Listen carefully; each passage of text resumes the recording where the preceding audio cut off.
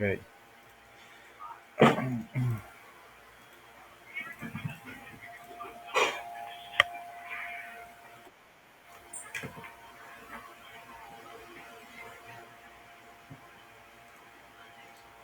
¿Todos ven mi pantalla, muchachos?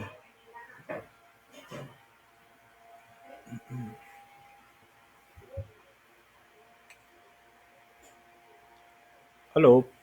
¿Ven mi pantalla? ¿Me escuchan?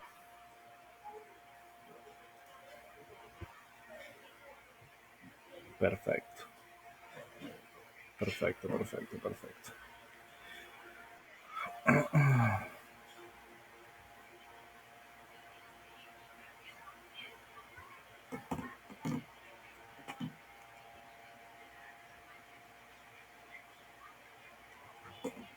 Listo.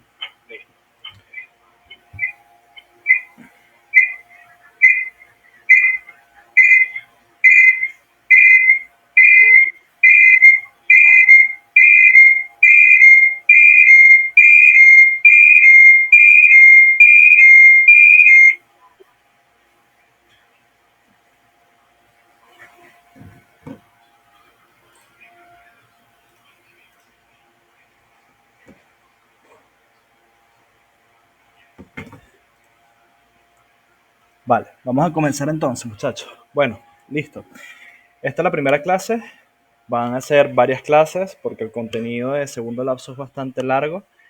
Voy a tratar en la medida de lo posible de darles lo más importante, lo que realmente ustedes van a usar y lo que probablemente les van a preguntar en las pruebas que van a tener de semiología, bien sea en el oral de semiología o si tienen algún tipo de evaluación escrita. Les voy a tratar de dar lo que más frecuentemente se pregunta, ¿ok? He notado que muchos de ustedes tienen muchas dudas respecto a la redacción de la historia clínica, por esa razón les voy a dar esta clase también, para que se vayan ya con ideas un poquito más claras acerca del orden de la historia clínica, de cómo se tiene que redactar de forma correcta y unos tips, unos daticos que les voy a dar a medida de que vayamos avanzando. Ahora en la noche vamos a hablar un poquito acerca de los síndromes pleuropulmonares, vamos a hablar de diferentes patologías, vamos a hablar del síndrome de condensación pulmonar, del síndrome de bronquial obstructivo, vamos a hablar también un poquito de los síndromes pleurales, ¿bien? Que es lo más frecuente, lo que más frecuentemente nos encontramos en el área clínica. Y ya para el transcurso de la semana, yo les aviso la fecha, vamos a ver un poquito acerca de dolor torácico, de causa cardíaca, causa no cardíaca, y vamos a hablar un poquito acerca de insuficiencia cardíaca, que son temas que muy frecuentemente se preguntan y muy frecuentemente se ven en el área clínica. Entonces es bastante importante que ustedes dominen esos temas. Y ya para el fin de semana nos enfocamos única y exclusivamente a ver examen físico. Bien, perfecto. Bueno, ustedes saben, muchachos, que la redacción de la historia clínica comienza desde el mismo momento en el cual ustedes establecen una conversación con el paciente. Por ende, la relación médico-paciente es algo fundamental para poder recabar toda la información que ustedes necesitan para poder llenar una historia clínica. Y la relación médico-paciente no es más que un tipo de relación interpersonal que se establece entre un médico y una persona que necesita atención médica. ¿Ok? Más sin embargo, esto es una excepción bastante limitante, puesto que la relación médico-paciente tiene que ir mucho más allá de simplemente eh, tener una relación fría entre un médico y un paciente. Tiene que ir mucho más allá de eso. Ustedes tienen que ganarse la confianza del paciente que tienen enfrente. Ustedes tienen que tratar en la medida de lo posible de adecuar su vocabulario, adecuar la forma en la que ustedes le explican al paciente al entendimiento que él presenta. Como ustedes saben, ustedes van a tratar con diferentes tipos de pacientes, van a tratar con personas que son profesionales en sus diferentes áreas, pero van a tratar también con personas que de repente no tienen un nivel de instrucción tan elevado. Van a tratar con personas que de repente son bachilleres nada más, o van a tratar con personas que ni siquiera llegaron a estudiar. Por ende, ustedes tienen que tratar en la medida de lo posible de adecuar el vocabulario para que el paciente entienda exactamente todo lo que ustedes le están preguntando y entienda exactamente todo lo que ustedes les quieren explicar. Entonces, la relación médico-paciente involucra también el análisis de la persona a la que ustedes están intentando interrogar y examinar, ¿no? Entonces, ¿a qué quiero llegar con todo esto? que si la relación médico-paciente es buena, si ustedes saben ganarse la confianza del paciente, si ustedes están en la capacidad de interrogar de una forma adecuada al paciente, ustedes pueden sacar la mayor cantidad de información posible. Y si tienen una buena cantidad de información, la historia clínica va a quedar muchísimo mejor y evidentemente, además de tener una historia clínica bastante bien redactada, van a poder llegar a los diagnósticos correctos en el momento preciso. ¿Ok? No vamos a ahondar mucho en los paradigmas de la relación médico-paciente porque eso ya es temario del primer lapso, eso en teoría ya ustedes lo vieron. Pero al momento de redactar una historia clínica y al momento de hacer un interrogatorio, nosotros tenemos que preguntarnos tres cosas. Lo primero, ¿qué le está pasando al paciente? ¿Qué está motivando la consulta? ¿Ok? Lo segundo es desde cuándo ese paciente está así, porque ustedes saben que la historia clínica tiene varias partes. Una primera parte que se enfoca única y exclusivamente en el interrogatorio.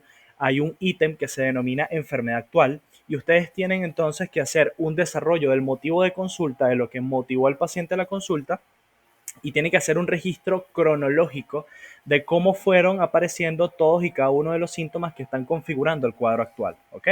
Por esa razón es importante que ustedes sean específicos, sobre todo con las fechas al momento de hacer la redacción de la enfermedad actual. Entonces, tres preguntas básicas. ¿Qué le está pasando al paciente? ¿Qué lo está motivando a ir a consulta? Porque ese es el síntoma principal sobre el cual se va a basar la redacción de la enfermedad actual. Y desde cuándo ese paciente está así. ¿Cuáles son los síntomas concomitantes? ¿Qué otro síntoma está configurando el cuadro clínico? Y ustedes tienen que tratar en la medida de lo posible de desarrollar lo más que se puedan todos esos síntomas para que ustedes tengan un buen panorama que les permite o que les permita buscar un diagnóstico más acertado. Y lo tercero es si el paciente está en la capacidad de poder expresar de forma correcta lo que le sucede. ¿Por qué les pregunto esto o por qué les digo esto? Porque muchas veces va a suceder que ustedes van a presentar pacientes o van a tener pacientes que presentan deterioro del estado de conciencia, bien sea porque desarrollaron, no sé, una enfermedad hiperglicémica hiperosmolar o llegaron con una enfermedad cerebrovascular y ¿me están escuchando todos?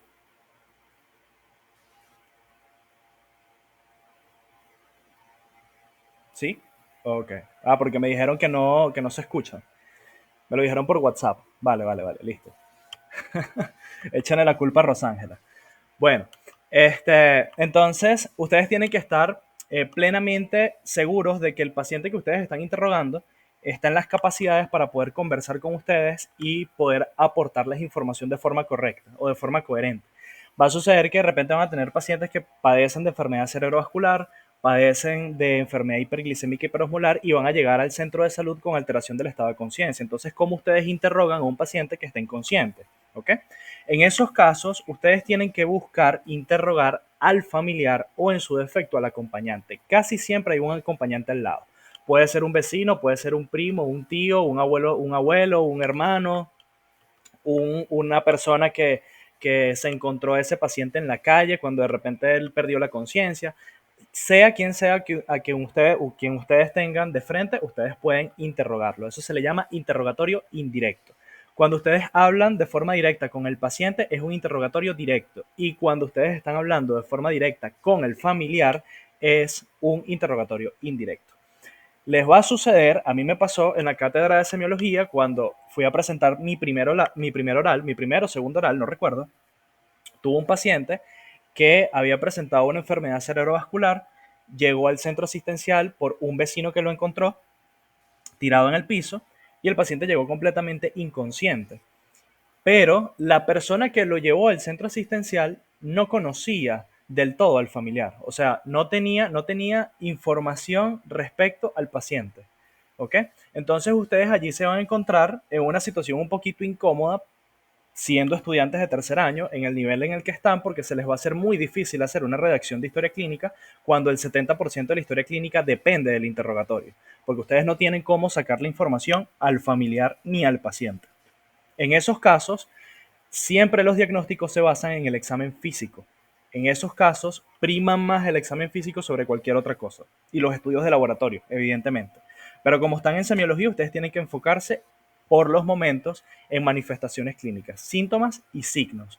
que les permitan llegar a diagnósticos sindromáticos y presuntivos. Ya lo demás lo van a ir viendo cuando estén en cuarto, quinto, sexto año, que comiencen entonces a colocarle también estudios paraclínicos, estudios de imagen, etcétera.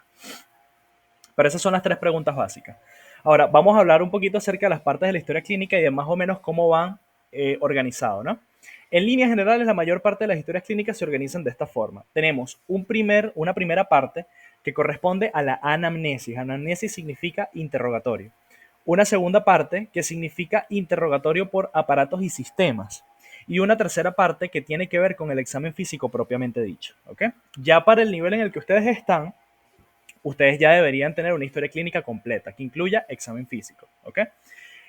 A medida que ustedes vayan avanzando en la carrera, se van a encontrar con otras cosas de la historia clínica que ustedes hasta los momentos no han visto. Por ejemplo, cuando pasen a cuarto, quinto y sexto año y vayan por sus diferentes rotaciones, se van a encontrar con las evoluciones médicas, que también forma parte de la historia clínica. Todos los días, cada 24 horas, sobre todo en el servicio de pediatría y medicina interna, y cirugía también, se hace un pequeño resumen de cómo ha evolucionado el paciente en las últimas 24 horas. Y eso también va anexo a la historia clínica.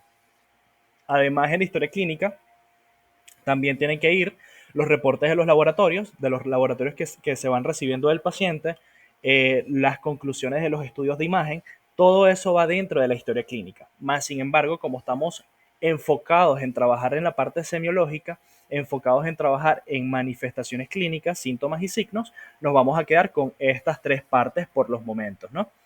La anamnesis tiene varios ítems. Por ejemplo, está la ficha patronímica que tiene que ver básicamente con la identidad del paciente. Aquí se resumen diferentes datos como por ejemplo el nombre del paciente, el apellido, la procedencia, dónde nació, cuándo nació, si la persona está soltera, o sea, cuál es su estado civil, si la persona presenta o si la persona en este caso se dedica a una determinada profesión, si tiene una determinada ocupación, la religión del paciente. Todos esos datos contribuyen primeramente a identificar, a conocer al paciente y además de todo eso nos permite también decidir los manejos que se le van a dar a los pacientes. Ustedes se van a dar cuenta que, por ejemplo, los pacientes que son testigos de Jehová tienen la creencia de que de repente no deben recibir ningún tipo de transfusión sanguínea.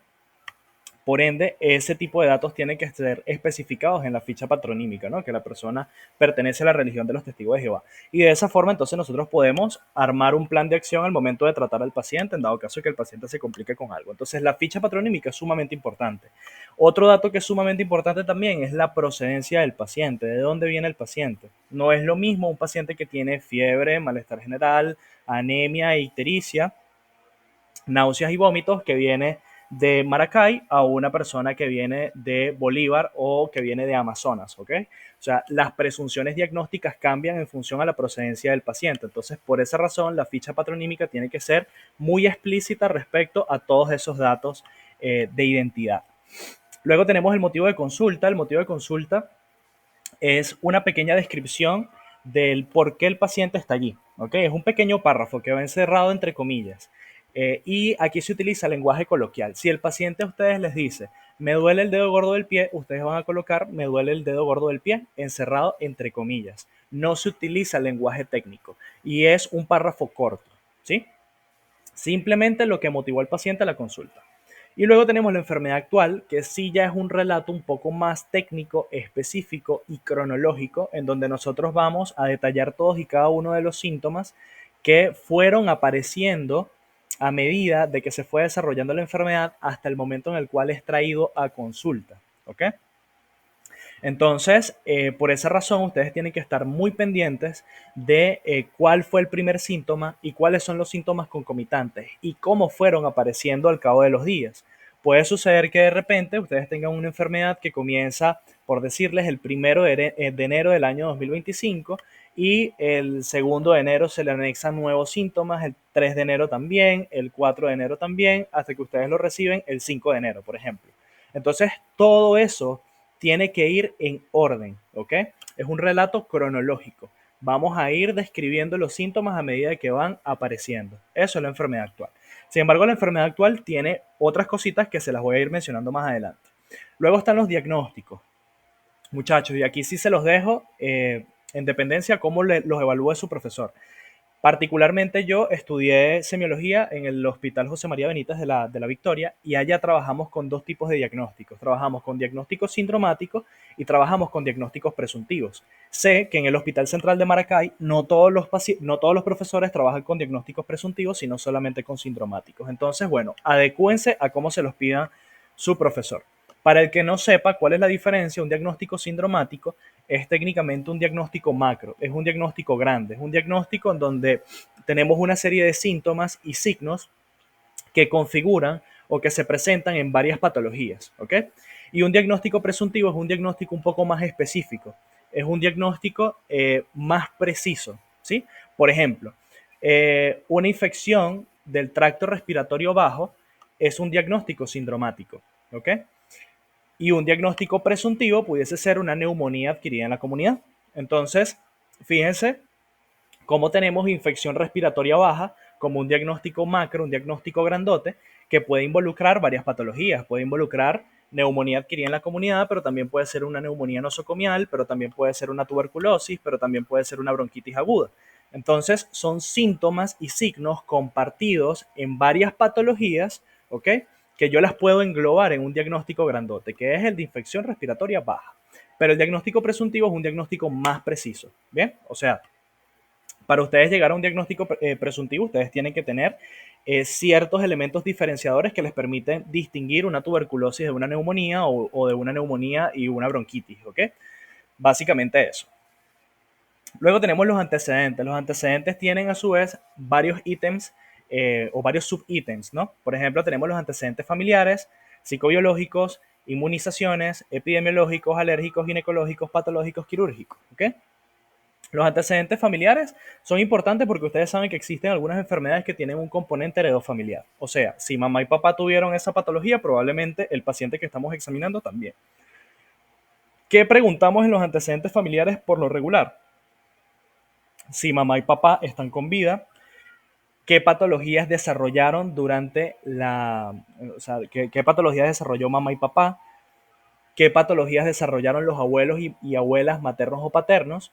Aquí generalmente interrogamos familiares de primer y segundo orden, es decir, abuelos, padres y los hijos, ¿ok? Del paciente. Y por supuesto los hermanos. Entonces, por lo regular nosotros preguntamos si están vivos, si ya fallecieron, cuál fue la causa de muerte, qué antecedentes patológicos de importancia tenían, si padecían de cáncer, si padecían de hipertensión arterial sistémica, diabetes mellitus tipo 2, si tenían enfermedad pulmonar obstructiva crónica, etcétera.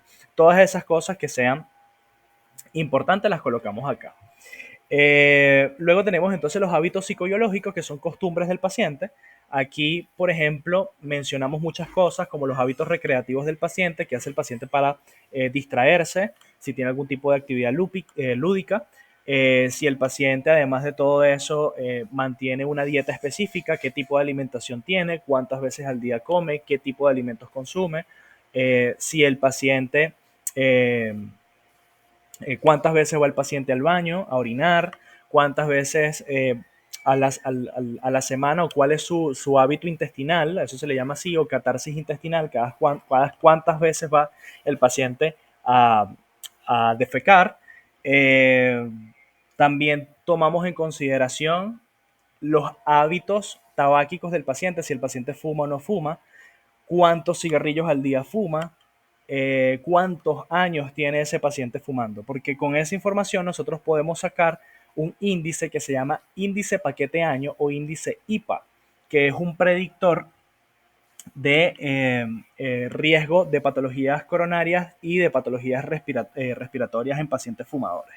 Entonces, eso se hace a través de una fórmula matemática, yo más adelante se las puedo mostrar, para que ustedes vean más o menos cómo se saca. Toda esa información va allí. De igual forma, los hábitos alcohólicos, si el paciente consume alcohol, si el paciente consume algún tipo de droga, cada cuánto tiempo, eh, cada cuánto tiempo ese paciente consume esas drogas y qué tipo de drogas utiliza. Todo eso va en los hábitos psicobiológicos.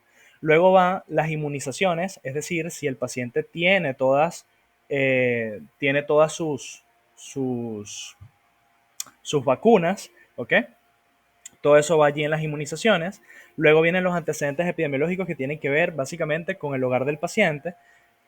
Por ejemplo, cuántas personas viven en el hogar, si vive en zona rural, si vive en un edificio, si vive en una casa, de qué está hecho el techo, de qué está hecho las paredes, de qué, cuántos animales tiene. Toda esa información, lo crean o no, es bastante importante. ¿Ok? Si ese paciente tiene sistema de aguas blancas, sistema de aguas negras, si ese paciente además de todo eso cuenta con aseo urbano en la zona donde vive, toda esa información es importante. Luego tenemos los antecedentes alérgicos que tienen que ver ya con las alergias alimentarias, las alergias a los medicamentos que pueda presentar el paciente, antecedentes ginecológicos, sobre todo si estamos hablando de pacientes femeninas. Obviamente esto no va a verse reflejado en la historia clínica de un paciente masculino, por favor, no lo vayan a escribir ni siquiera, no lo tomen en consideración cuando estén redactando la historia. Luego tenemos los antecedentes patológicos, que son antecedentes médicos per se. Si el paciente fue diagnosticado con enfermedad pulmonar obstructiva crónica, cuánto tiempo desde el momento del diagnóstico, qué medicamentos consume, si actualmente está usando los medicamentos, si no los está usando. Todas esas cosas van reflejadas aquí en los antecedentes patológicos. Y finalmente los antecedentes quirúrgicos, si el paciente ha sido sometido a algún tipo de procedimiento quirúrgico. Da igual si es un procedimiento quirúrgico reciente o es un procedimiento quirúrgico que se practicó hace 15 años. Eso tiene que ir en la historia clínica. Luego tenemos el interrogatorio por aparatos y sistemas. Este apartado de la historia clínica está básicamente para que ustedes interroguen síntomas que probablemente al paciente se le escaparon cuando les estaba redactando la enfermedad o cuando les estaba relatando la enfermedad actual.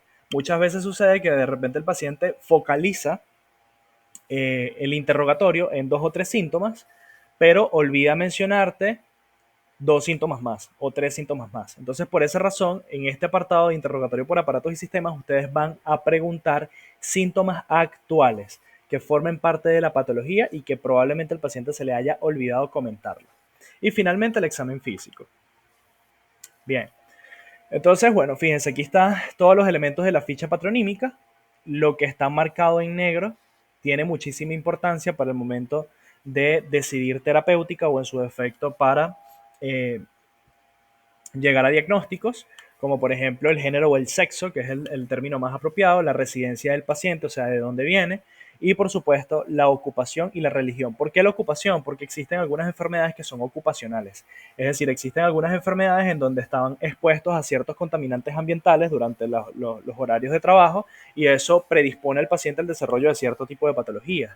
O puede suceder también que de repente el paciente al estar en contacto con un determinado tipo de maquinaria que no sea del todo cómoda, esté sujeto a riesgos ergonómicos, entonces termine desarrollando algún tipo de patología de la columna vertebral o algún tipo de trauma musculoesquelético.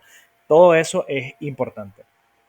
Y la religión, bueno, les puse el ejemplo de los testigos de Jehová, que es el ejemplo quizás más común que podemos encontrar aquí en Venezuela, donde, bueno, por temas de creencias religiosas, ellos no aceptan transfusiones sanguíneas y eso puede entorpecer un poquito la terapéutica de los pacientes. Bueno, ya les comenté lo del motivo de consulta. Importante que el motivo de consulta siempre vaya con las mismas palabras que el paciente les dijo, encerrado entre comillas, no se utiliza lenguaje coloquial y es un párrafo corto, ¿ok? Si el paciente le dice, me duele el dedo gordo del pie, usted coloca, me duele el dedo gordo del pie.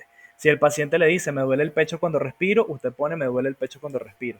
Si el paciente les dice, me duele la barriga, usted pone, me duele la barriga. Si el paciente les dice, no sé, eh, repetí el pollo, usted coloca repetí el pollo. Así suena raro, ¿ok? Usted lo va a colocar así tal cual. Son las palabras textuales del paciente.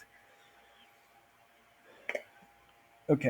Bueno, la enfermedad actual, como les estaba comentando, un registro fidedigno del inicio y el curso de la sintomatología. Comenzamos desarrollando el síntoma que motivó a la consulta, que por lo regular es el primero que aparece, y luego los síntomas concomitantes o los síntomas que fueron apareciendo con el paso de los días, en el mismo orden en el que fueron apareciendo, ¿sí? Generalmente la enfermedad actual la comenzamos con los antecedentes pertinentes positivos. De todos modos, aquí yo les tengo un ejemplo de una enfermedad actual. Ya van a ver cómo lo vamos a redactar. Fíjense, para redactar una enfermedad actual nosotros necesitamos responder estas preguntas. Primero, ¿cuándo apareció? ¿Cuándo apareció el primer síntoma? cómo apareció, qué estaba haciendo el paciente al momento en el que apareció el primer síntoma, cuáles son los síntomas concomitantes, o sea, qué otros síntomas configuran al cuadro clínico actual para poder llegar a un diagnóstico certero.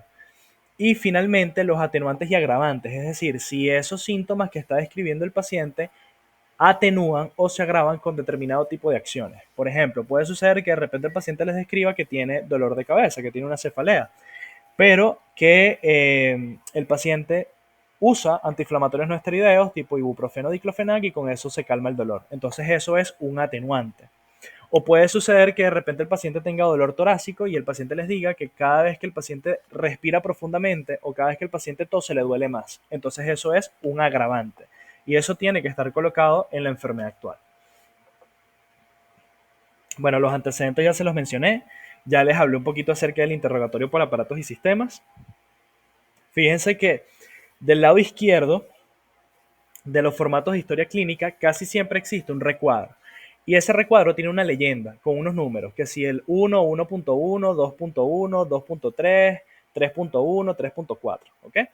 Básicamente, esos apartados son los sistemas y aparatos que ustedes tienen que interrogar al momento de redactar la historia clínica, ¿no? Hay manifestaciones clínicas generales, manifestaciones clínicas del tracto respiratorio, circulatorio, digestivo, urogenital, endocrino, nervioso, osteomuscular. Eso siempre es una chuleta que ustedes pueden utilizar para ir preguntando los síntomas, porque son muchísimos síntomas que ustedes tienen que interrogar, entonces guíense por la leyenda que tienen en el lado izquierdo de los formatos de historia clínica.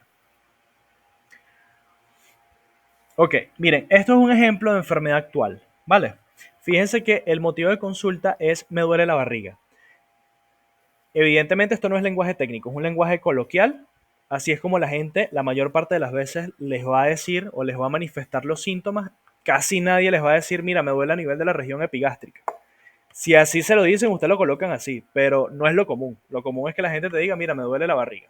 Y usted lo coloca de esa forma. Y luego viene la enfermedad actual. Vean el orden en la que redactamos la enfermedad actual. Les leo. Se trata de paciente masculino de 24 años de edad, natural y procedente de la comunidad, sin antecedentes patológicos conocidos, quien inicia enfermedad actual el día de hoy, 0601 del 2024. ¿Ok? Vamos a detenernos aquí. Fíjense que iniciamos diciendo que es un paciente masculino de 24 años de edad. El sexo del paciente y la edad muchas veces es contributorio a el diagnóstico que nosotros vamos a dar. Por esa razón se coloca al inicio de la enfermedad actual. Por ejemplo, no es lo mismo una paciente que llegue al centro asistencial con signos de choque hemorrágico, un choque hipovolémico, que de repente llegue pálida, sudorosa, taquicárdica, taquipnea o taquipneica, a que sea un paciente masculino de 24 años. ¿Ok? La presunción diagnóstica que yo puedo tener en una paciente femenina en edad fértil no es la misma que yo voy a tener en un paciente masculino de 24 años de edad, ¿ok? Sobre todo si no estoy observando signos de sangrado por ningún lado. Por ejemplo, en el caso de las mujeres es bastante frecuente que cuando se encuentran en edad fértil, las pacientes hagan roturas de embarazo ectópico. Eso pasa muchas veces y eso es una causa, por ejemplo, de hemorragias internas. Entonces, puede suceder que de repente eh, ustedes no encuentren la causa o no sea muy evidente la causa de una hemorragia interna y la paciente ya llegó en choque hemorrágico al centro asistencial, pero nada más por el hecho de que ustedes vean que es una paciente en edad fértil y que es femenina, entonces probablemente ustedes exploren o se les ocurra explorar la parte ginecológica porque probablemente de allí es de donde viene el sangrado, ¿me entiendes? Entonces, fíjense cómo el sexo del paciente es contributorio para los diagnósticos y también para el manejo que se le va a dar al paciente. Natural y procedente de la comunidad, ya les había comentado. No es lo mismo un paciente con fiebre, malestar general, anemia, ictericia, náuseas y vómitos que venga de Maracay a una persona que venga de Amazonas, ¿ok? O sea, los agentes etiológicos causantes de patologías con esas manifestaciones clínicas son totalmente distintos, ¿ok? Entonces, muy importante, eso es contributorio, la procedencia. Por esa razón, va en la enfermedad actual también. Ahora, si el paciente tiene antecedentes patológicos que sean pertinentes a la patología que estamos estudiando, va en la enfermedad actual, antes de describir el primer síntoma, siempre y cuando sea contributorio. Si no es contributorio, no se coloca después. en el área de antecedentes médicos, ¿ok? Por ejemplo, si yo tengo un paciente que está llegando al centro asistencial con manifestaciones clínicas de una neumonía, ¿ok? Pero esto es un paciente fumador de larga data que hace 10 años le diagnosticaron un EPOC, una enfermedad pulmonar obstructiva crónica. Entonces, yo tengo que relatar en la historia clínica que ese paciente fue diagnosticado con enfermedad pulmonar obstructiva crónica hace 10 años y que está en tratamiento con tal y tal medicamento, porque es contributorio a la patología actual. Si no es contributorio, no se coloca. Bien. Otro ejemplo pudiese ser el paciente con enfermedad cerebrovascular. Si es un paciente que llega con manifestaciones clínicas de enfermedad cerebrovascular y hace 5 años le diagnosticaron hipertensión arterial sistémica, es un antecedente contributorio y va en la enfermedad actual. ¿Ok? Ustedes lo vuelven a colocar en los antecedentes médicos, mucho más desarrollados. ¿Ok? Pero es para que sepan que siempre y cuando el antecedente sea contributorio, va en la enfermedad actual antes del primer síntoma. Listo. Entonces, este paciente, masculino de 24 años de edad, natural y procedente de la comunidad, no tiene antecedentes patológicos conocidos, quien inicia enfermedad actual el día de hoy, 0601 del 2024, ¿ok? Cuando en horas de la mañana comenzó a presentar dolor abdominal. Ojo, primer síntoma, dolor abdominal. ¿Bien? Para la descripción del dolor siempre utilizamos una mnemotecnia que se llama Alicia, que probablemente a ustedes ya se las habrán mencionado en el primer lapso de semiología. Alicia significa A de aparición, L de localización, I de intensidad, C de carácter, I de irradiación, A de agravantes y atenuantes. Y existe una variante de la Alicia que es el Alicia fredusa, que lo utilizábamos mucho en el Hospital de la Victoria, que además de mencionarlo, o sea, además de colocarlo anteriormente mencionado, también colocábamos FRE de frecuencia, DU de duración y SA de síntomas asociados o concomitantes. ¿Ok? Entonces, así es como tienen que redactar el dolor en una enfermedad actual. Fíjense, comenzó a presentar dolor abdominal de aparición, ¿ok?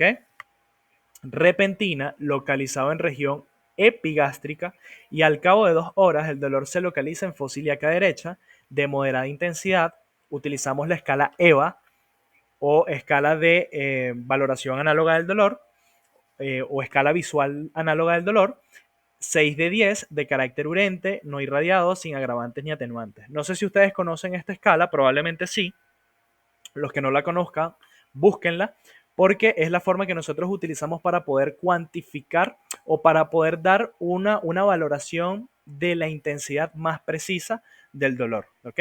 La escala EVA es una escala que va del 1 al 10. Básicamente el nivel 1, nivel 2 y nivel 3 son dolores leves, del 4 al 7 son dolores moderados y de 8 en adelante es un dolor fuerte, siendo el 1 un dolor de intensidad muy leve y siendo el 10 el dolor más intenso que el paciente ha eh, desarrollado en su vida. Entonces, cada vez que ustedes vayan a hablar acerca del dolor, tienen que preguntar las cosas en orden. Primero, ¿cuándo apareció? ¿Cómo apareció? ¿Qué estaba haciendo el paciente al momento en el que inició el dolor? ¿Dónde se localiza? Así como lo ven aquí, localizado en región epigástrica. Fíjense que después especifico que al cabo de 2 horas el dolor se localiza en fosa ilíaca derecha. Tienen que colocar la intensidad, ¿vale? Pueden colocar leve, moderado o alta intensidad. Le colocan la escala EVA del 1 al 10, cualquiera que sea el valor. Ustedes le pueden preguntar al paciente: si yo te coloco una escala del 1 al 10, ¿qué tan fuerte es el dolor? Y él les va a decir: mira, yo tengo un 7, mira, yo tengo un 6, tengo un 5. Y ustedes lo van a colocar allí. Van a hacer también o van a preguntar cuál es la cualidad del dolor o cómo se presenta el dolor. Si es un dolor urente, o sea, un dolor quemante, si es un dolor opresivo, si el paciente siente que de repente tiene como especie de un cinturón que le está apretando el pecho o la cabeza, lo que sea, ustedes tienen que describirlo. Tenemos también el dolor lancinante, tenemos el dolor eléctrico, hay muchos tipos de dolor, el dolor tipo cólico. Ustedes tienen que hacer énfasis sobre todo en las características del dolor, la cualidad del dolor. Y si el dolor es irradiado o no es irradiado, si tiene agravantes o tiene atenuantes. ¿Ok? Entonces, bueno, fino. Luego de eso, yo comienzo a describir los concomitantes o los síntomas asociados. Si ustedes quieren, le pueden colocar frecuencia, duración, lo que ustedes quieran. Yo generalmente he saltado una vez a síntomas asociados. Concomitante, anorexia, náuseas con arcadas y vómitos de contenido alimenticio. Fíjense cómo los vómitos tienen que hacer énfasis sobre todo en cuántas veces vomitó el paciente y cuál era el contenido del vómito. Eso siempre se especifica en la enfermedad actual. Entonces, vómitos de contenido alimenticio en 2 oportunidades y alzas térmicas no cuantificadas si el paciente no llega a cuantificarlo. Si el paciente llega a cuantificarlo y tiene más de 30 o sea, más de 37.5, 37.6, .8, o 38, ya ustedes le pueden colocar que si febrícula, fiebre, lo que ustedes quieran, ¿ok? Pero fíjense cómo todo tiene que llevar un orden, o sea, el interrogatorio tiene que hacerse en orden. Es súper sencillo, súper fácil interrogar el dolor, porque ustedes se ubican en el Alicia Fredusa y ustedes van sacando la información que ustedes necesitan para redactarlo y lo van a redactar en ese mismo orden, ¿ok? Lo mismo pasa con el resto de los síntomas, ¿ok? Tienen que hacer especial énfasis en las características de la disnea, especial énfasis en las características del vómito, ¿ok? Y todo eso tiene que llevar una redacción precisa, ¿bien? Bueno, razón por la que decía que hubiera este centro asistencial y en vista del estado del paciente se decide su ingreso. Aquí tienen otro ejemplo de historia clínica o otro ejemplo de enfermedad actual, mucho más larga que la anterior, porque esta paciente tenía varios antecedentes y varios síntomas, ¿no? Pero fíjense cómo va organizado. Paciente femenina de 72 años de edad, natural de Guárico, procedente de Cagua hasta Aragua, con antecedentes patológicos conocidos de anemia drepanocítica de larga data en tratamiento regular con ácido fólico. Si ustedes pueden especificar los miligramos, colóquenle los miligramos, ¿ok? Es lo ideal. Esta paciente no me lo refirió, no se lo coloqué. Enfermedad pulmonar obstructiva crónica de larga data sin tratamiento. Quien inicia enfermedad actual el día viernes 2/3 del 2023, 5 días después de haber sido ingresada en este centro a consecuencia de una trombosis venosa profunda en miembro inferior derecho. Fíjense que estoy mencionando 3 antecedentes patológicos contributorios porque están relacionados a la enfermedad actual. Estoy hablando de anemia drepanocítica de larga data, estoy hablando de enfermedad pulmonar obstructiva crónica y estoy hablando de un antecedente reciente de una trombosis venosa profunda en miembro inferior derecho. Son 3 antecedentes contributorios y los 3 antecedentes contributorios tienen que ir en la enfermedad actual. Por eso esta enfermedad actual se hizo tan larga. Cuando la paciente comienza a presentar tos seca sin expectoración, concomitante de dolor torácico de aparición gradual, localizada en el centro del tórax, irradiado de manera difusa a ambos hemitórax y a región posterolateral de tórax izquierdo y derecho.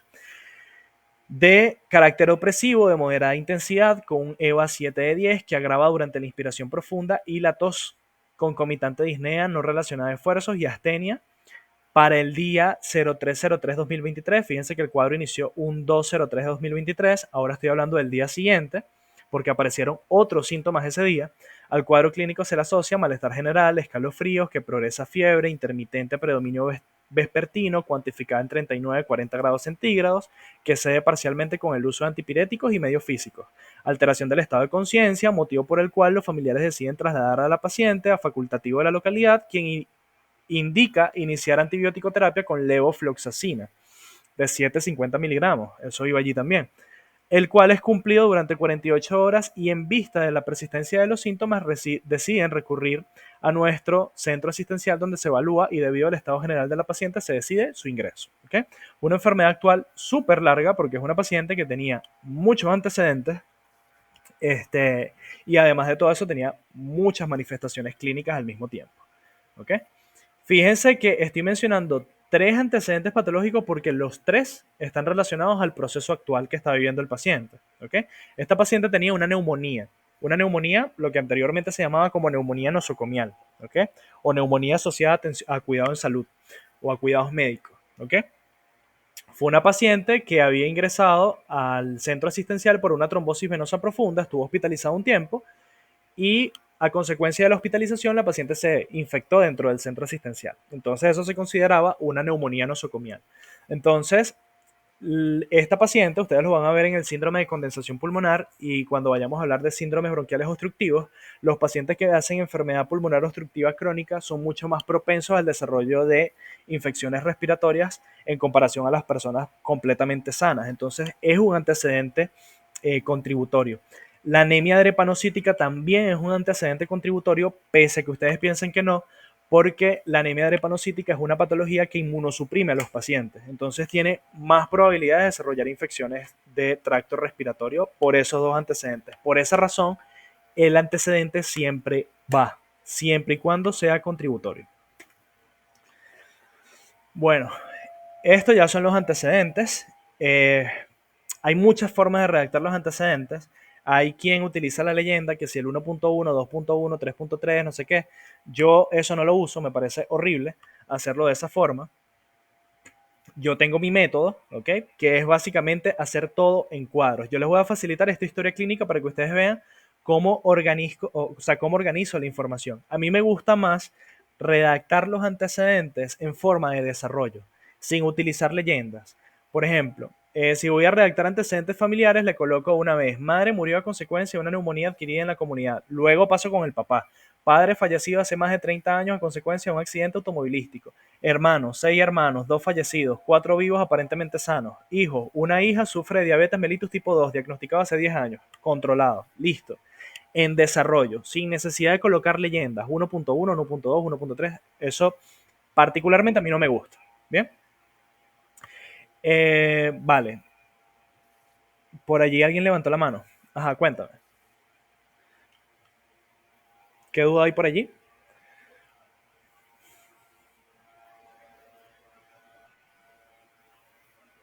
¿Aló? Bueno, continúo. Lo mismo con los antecedentes personales. Fíjense entonces cómo nombro la anemia drepanocítica de larga data en tratamiento regular con ácido fólico 10 miligramos por vía oral. Luego paso a hablar de la trombosis venosa profunda, el tratamiento que está recibiendo y por cuál vía y a qué dosis lo está usando, ¿no? Y los antecedentes de hipertensión arterial sistémica, más el antecedente también de anemia drepanocítica, que no se lo coloqué en esta diapositiva porque no me iba a caber, o sea, no tenía suficiente espacio. Pero si ustedes hacen estos cuadros así, me parece fenomenal, ¿ok? De hecho, fíjense que ustedes tienen su patrón de historias clínicas que les aporta el hospital, bien sea el Hospital Central de Maracay o el José María Benítez de la Victoria, y fíjense que todo está hecho con leyendas, ¿no? Más sin embargo, ustedes están en la libertad de poder tener un patrón aparte para que ustedes puedan redactar la historia clínica como ustedes quieran y ustedes lo pueden llevar así al hospital al momento de presentar el oral, con tal de que todo esté perfectamente bien redactado. De todos modos, yo les voy a facilitar esta historia para que la lean. Bueno, aquí están los antecedentes epidemiológicos, los hábitos psicobiológicos. Fíjense cómo hablo de la alimentación del paciente, de las evacuaciones diarias, cómo hablo de la diuresis, cómo hablo de los hábitos tabáquicos del paciente. Fíjense cómo le coloqué aquí el IPA, índice IPA o índice paquete año, y por supuesto los medicamentos que está recibiendo actualmente. Aquí están las inmunizaciones, los antecedentes ginecostétricos del paciente, en este mismo orden, los antecedentes quirúrgicos y traumáticos y los antecedentes alérgicos. Perfecto. Luego hablamos de signos vitales y medidas antropométricas. Este cuadro también es una maravilla porque te permite resumir las medidas antropométricas y los signos vitales. Háganse cuadros como estos y úsenlos, porque así organizan ustedes la información de una forma más precisa. De todos modos, estas diapositivas se las voy a pasar. Ustedes pueden copiar y pegar el cuadro y lo pueden tener allí en su propia historia. Esto, fíjense cómo estoy redactando el examen físico a través de cuadros.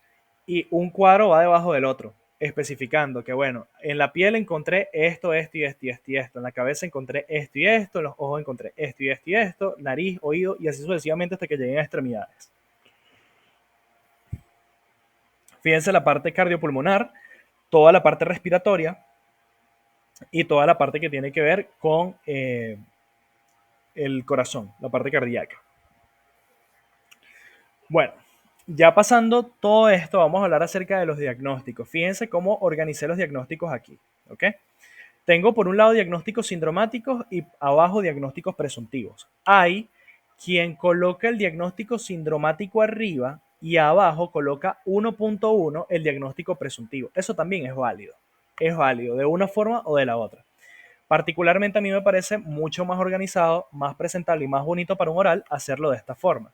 Coloco el diagnóstico sindromático arriba y el diagnóstico presuntivo abajo. Y fíjense cómo hay correlación con todos los diagnósticos del paciente. Arriba le coloco infección del tracto respiratorio bajo. Mi diagnóstico presuntivo es una neumonía nosocomial de inicio tardío. El segundo diagnóstico es una hemoglobinopatía y mi diagnóstico presuntivo es una anemia drepanocítica. ¿Ok? El diagnóstico 3, enfermedad tromboembólica venosa. El diagnóstico presuntivo 3, una trombosis venosa profunda en miembro inferior derecho. O sea, cada número está relacionado tanto en el diagnóstico sindromático como en el diagnóstico presuntivo. El 1 del diagnóstico sindromático es el 1 del diagnóstico presuntivo. Así los diagnósticos están perfectamente bien organizados. Se ve bonito, es gustoso. A los profesores les gusta cuando se hace de esa forma. Lo que pasa es que por lo regular no lo enseñan así. Vuelvo y repito, adáptense a lo que les pida el profesor. Si el profesor solamente les pide diagnóstico sindromático, trabajen con síndromes de este tipo. Si el paciente les está pidiendo diagnósticos presuntivos, trabajen con síndromes de o con patologías de este tipo, patologías más precisas. ¿Okay? En nuestro caso, en la Victoria, trabajábamos de esta forma, sindromático y presuntivo. Muchachos, ¿quedó algún tipo de duda hasta los momentos? Es momento de aclararlas.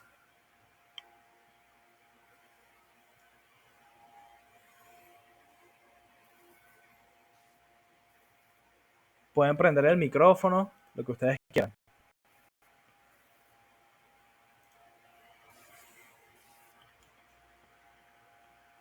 Ok. ¿Seguro?